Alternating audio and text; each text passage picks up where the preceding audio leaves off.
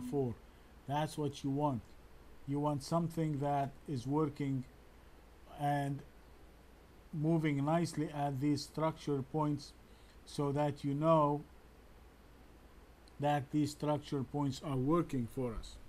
In this case, is this a sell signal?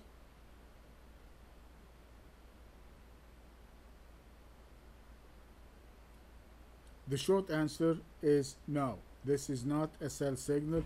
This is moving from one structure point to the other, and therefore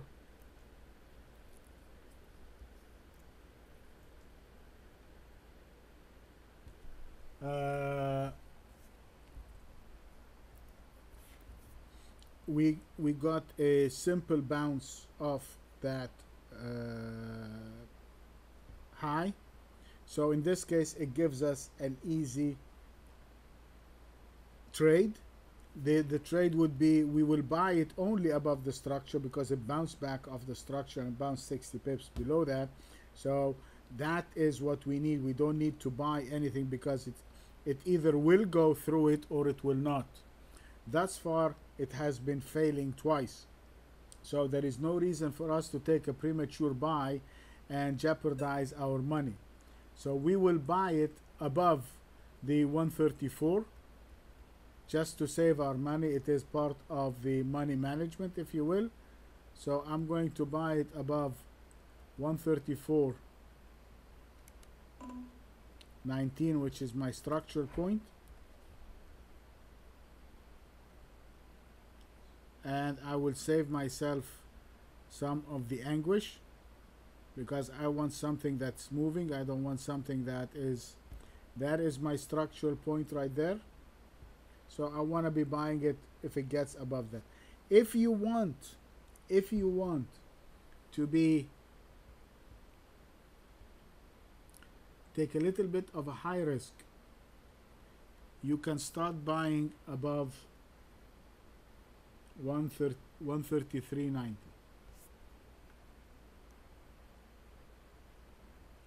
If you want to be a little bit aggressive, you can buy it above 133.90.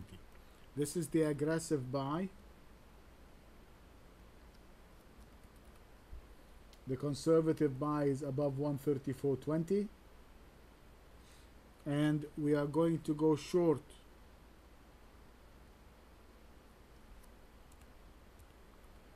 below 133.20. And if I do short it below 133.20, because it's a counter trend trade, I'm going to place my stop pretty there,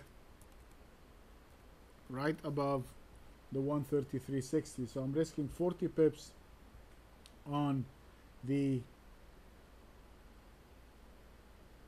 short trade.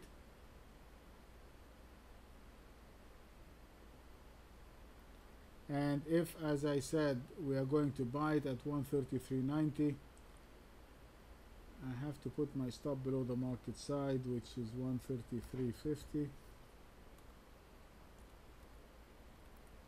So rather than having a conflicting stops, I'll give this, I'll use the 133.54 as a long and a short stop. Okay, so this is going to be one and the same.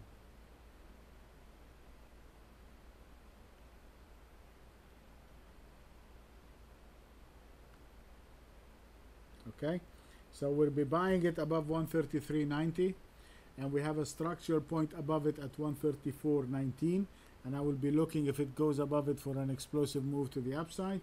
I will not be selling it unless it trades below 133.20, and if I do, I'm going to place my stop above the 133.50. Okay, so let's put the radar screen.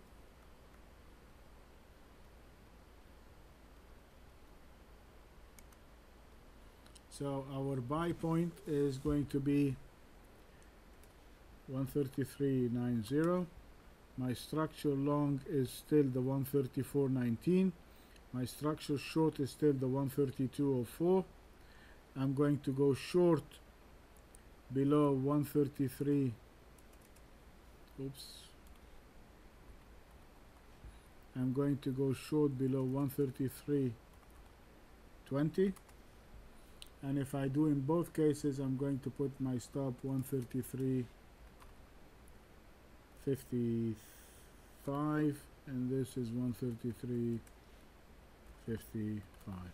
Okay, so that is the pound yen. We're going to, again, let me recap it. We're going to buy the pound yen if it trades above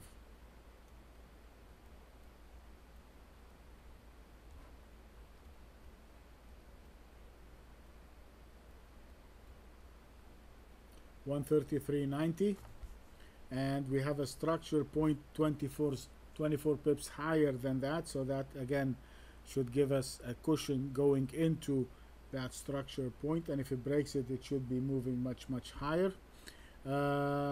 If I do, I'm going to use a stop of 133.55.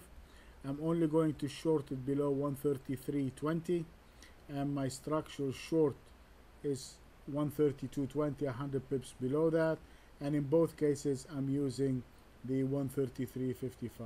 The high probability trade in the pound yen is to the upside. Okay, that is the pound yen.